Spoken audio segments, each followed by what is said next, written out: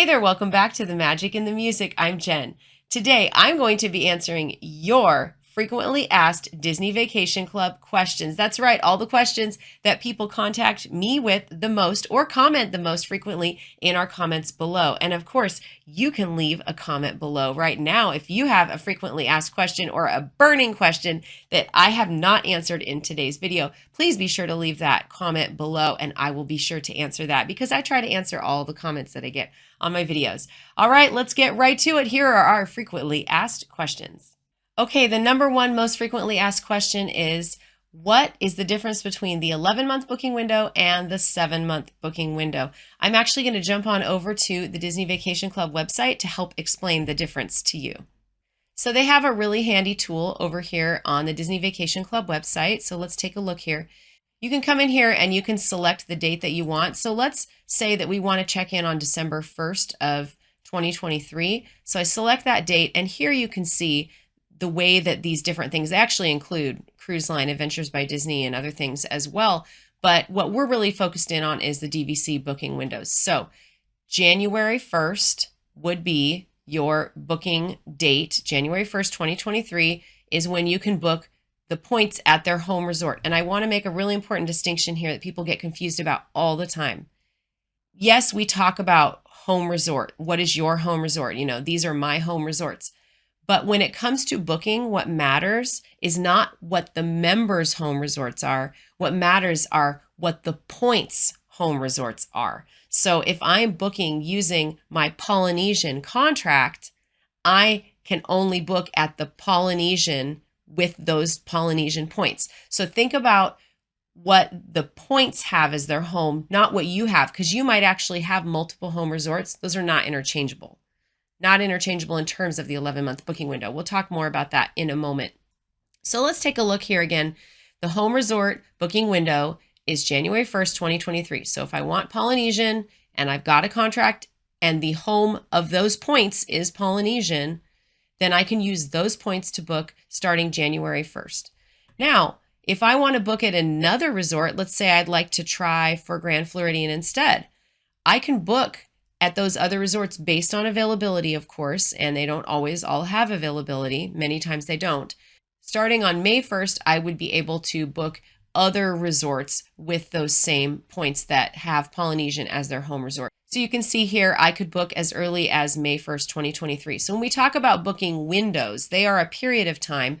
The 11-month booking window basically would go here from January 1st, 2023, all the way through the end of April. So this right here is the booking window, the 11-month booking window. And then here is when the 7-month window opens up. And that's when you're able to book at other resorts. Most DVC contracts and all direct contracts are able to book at all those other resorts with a couple of exceptions, which is my number two most frequently asked question. Let's get right to that one. Okay, my number two most frequently asked question is, what are the resale restrictions and how will they impact my DVC purchase? So there are a couple of different levels of restrictions. If you are looking at becoming a member and you don't yet own any DVC, let's kind of focus on that because that's where most people are. If you already have some contracts, you're probably aware of how the restrictions have impacted your ownership over time, or maybe they haven't at all. Originally, all of the contracts were the same. They were all created equal, and if you bought a resale contract, you could still have all the member benefits and you were a full member. Later on, they started to add in some rules to separate the resale contracts from the direct purchases. But when it comes to actually booking, and this is the stuff that most people really care about most, is the first time they really restricted the way that the points could be used at DVC properties was in January of 2019. So there was a date in January, I think it was January 19th. I'll look it up and I can put it on screen here. There was a date where after which any resale contracts that were purchased could only be used at these sort of legacy resorts, meaning everything before Riviera Resort, and anything that came after that, those points, those resale points, could not be used on the future new resorts. So I'm looking at you, Disneyland Tower. That's the new one that's going to be coming out next that will have those resale restrictions. So We're looking at right now that list that if you were to buy a resale contract today, the list of resorts where you could not use that would be Disney's Riviera Resort and the new Disneyland Tower, and then anything that comes out after that. And you might say, well, hold on, there's also a new area at Grand Floridian. It is actually included under the old association and the old terms. And because of that, those resale contracts are still eligible to book there. So that's an extra little perk that we kind of lucked out on that one. I would love for Disney to drop this restriction in the future, but for right now, that's what we're dealing with in terms of resale. There is one other category of points that we have to discuss, and it is Riviera resale.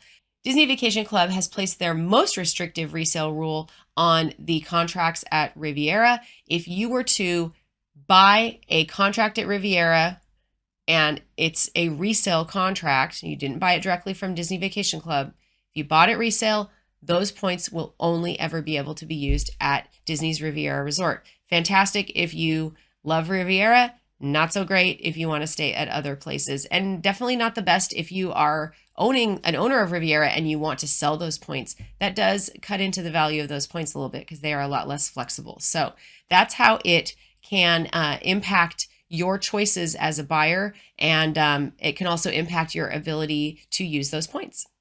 All right, the next frequently asked question is, do you work for Disney? No, I don't. I've never worked for Disney, actually. So I kind of like that because I feel like it gives me some objectivity. I am not paid by Disney in any way whatsoever. We are simply guests who really enjoy Disney, and I grew up on Disney, and it's great. It's fun. We love going there as a family, and that's it. It's as simple as that. Do I work for a DVC resale company or a travel agency or any other company? No, I do not. We are not currently affiliated with any kind of other outside company. We've thought about it a lot, how we wanted to handle things on this channel. And I get a lot of comments from people saying how they really appreciate how objective I am about it, how honest I am. And even when opportunities have presented themselves to be able to do sponsorships or to be able to kind of work and partner with other companies, I felt like I would maybe be sacrificing some of that objectivity.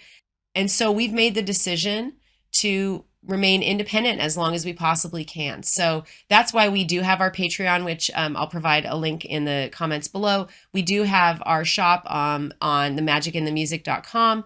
And we have also an Etsy shop, which has a lot of the same stuff. So I prefer if you purchase on magicandthemusic.com, but Etsy does bring in some potential customers as well. So we have those other ways of bringing in some revenue to help support the channel, but I do not take any support directly from other companies that have an interest in selling you their product. I really want you to make the decision that's best for you so that you can be a happy consumer and so that you can have a fantastic experience. That's really the goal. There is also a little button called Super Thanks if you are interested in helping support us, because like I said, we don't take advertising money from other companies. Then feel free to hit that little button below, and you can also make a donation there if you're interested in supporting what we do, if you find value in it. Now, I can't guarantee what will happen in the future, but for now, this is where we are. I am a busy working parent and a teacher, and I love my job and my career, so I am not seeking to replace my full-time income with this. And so that's one of the reasons why we just look for little ways that we can bring in income to help support the channel. And if you can do that, that's great. And if you can't, that's okay too. We are just glad you're here. And if you are looking for free ways to help support our channel, things like using our Amazon link below, that is an affiliate link. If you have any Amazon shopping, you can hit that link, and then Amazon pays us commission. It does not cost you anything extra, and it does not matter what you purchase. That's a way to help support our channel that is free to you. And another way to help support our channel is to share videos on our channel, like our videos, leave comments, and share them. That is really a great way that we can start to expand the reach of our channel. And of course, YouTube does pay for any ads that they run on our content. But again, we don't go directly to those advertisers. That's something that is part of the YouTube platform.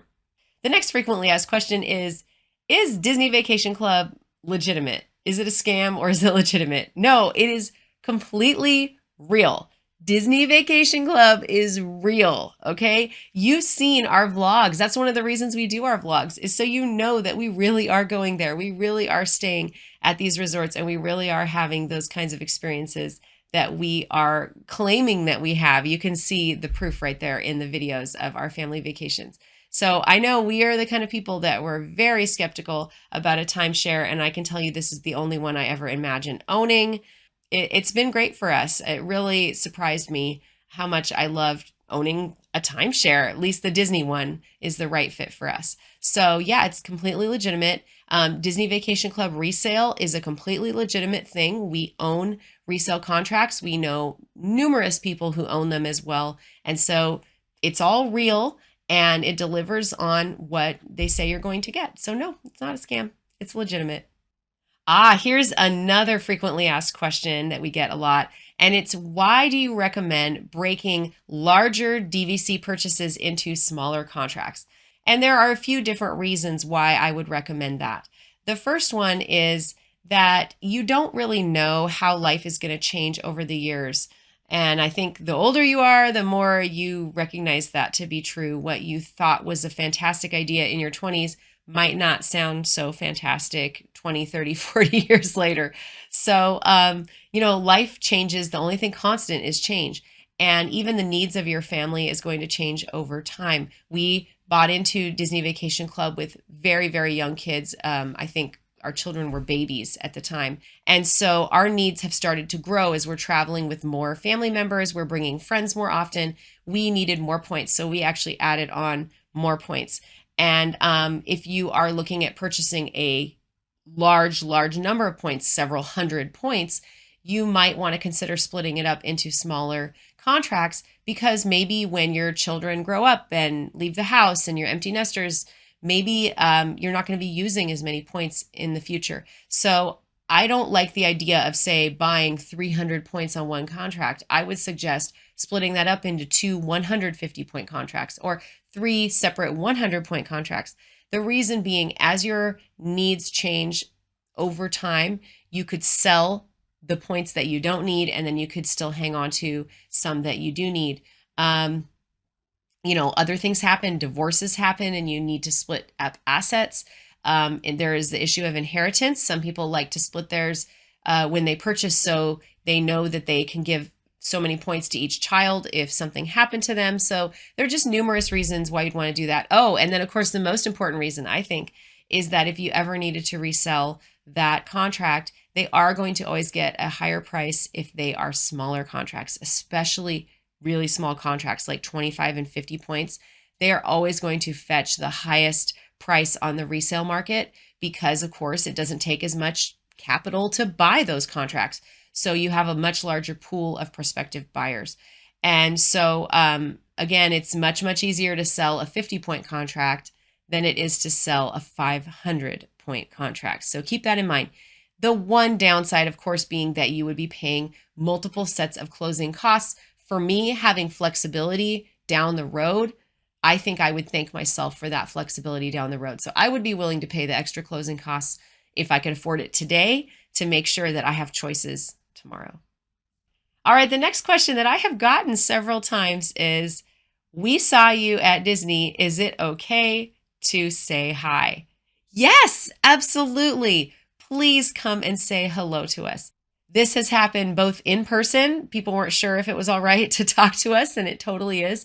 And this has also happened where somebody messaged me and they said, I saw you on the bus coming back from the resort one night, and I was really late at night and I didn't know if I should say anything. Yes, please say something. We would love to meet you. We are always very thrilled to meet viewers, and it's just really great.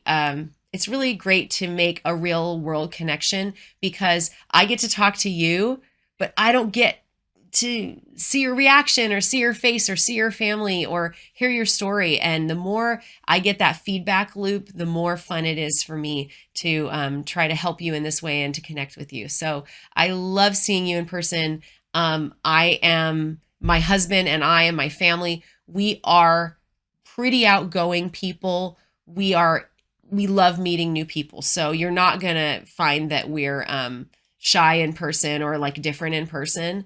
We are pretty social and pretty outgoing people, so please don't hesitate to talk to us. We love it. The only time I would say maybe pause is if we were having some very obvious issue, like if our child was having a massive meltdown or we were having some kind of problem. Maybe that's not the best time. But for the most part, most of the time on our vacation, we are thrilled to see people. We would love, like, we could take a picture with you. It's all good. Yes, we are on vacation with our family, but we recognize that part of being out there on the internet is that we have the expectation that people sometimes recognize us and sometimes talk to us. So we welcome it and we love it. It's great. That's something I love about having a small channel. We always call this our little artisanal mom and pop YouTube channel. It's great that we can see a viewer here and there, maybe once a day or whatever, when we're at Disney. And it's not enough that it really impedes our enjoyment. In fact, it enhances our enjoyment of our vacation. So please come and say hello. Okay, by far the most frequently asked question that I get, and I get this several times a week, the most frequently asked question by far is, can I buy a contract at one resort and then a contract at another resort and then combine the points for booking at the 11-month window? So we'll give you an example.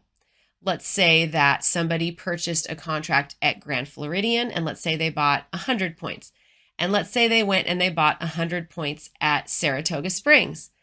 And they had the brilliant idea, well, now that I have Grand Floridian as a home resort, does that mean that I can take my 100 points at Saratoga Springs and combine them and then book using 200 points at the 11-month window at Grand Floridian? No, it does not mean that. You can't do that. I know it sounds like, oh, this is a really clever idea, and of course I should do that. Yeah, they definitely thought of that. Disney Vacation Club definitely thought of that. So no, you cannot do that. Remember, like I said earlier, yes, you have a home resort, and maybe you have Grand Floridian and Saratoga Springs as your home resorts. That's great. But each contract, each set of Disney Vacation Club points has its own home resort, and they can only book at the points home resort at the 11-month window. So if you have 100 points at Grand Floridian, those 100 points can be used at Grand Floridian within the 11-month window. If you have a Saratoga Springs contract, that set of points can only be used at Saratoga Springs within the 11-month window. Once you reach the 7-month window, you can now combine those contracts and they can be used together to book one reservation. So I hope that is really clear. I know everybody has that idea like, oh, this is brilliant. All I have to do is buy one here, and I'll get the cheaper points over here and the more expensive points here, and I'll combine them, and yay, that's it. Well, it just doesn't work like that. So if everybody did that, of course, then there would be no point in having a 11-month booking window, right? So hate to break it to you, but there is no cheat or hack around the 11-month booking window. Points have a home resort and they have to stay within their home resort until we hit 7 months. Unless, of course, they're Riviera resale points, in which case they are forever at Riviera. Thanks so much for joining us today. If you'd like to get the most out of your Disney Vacation Club membership, or you're thinking about becoming a member, check out this playlist right over here. We also think you're going to love this video right up here. Thanks so much for joining us today. Have a fantastic day, everybody. Bye.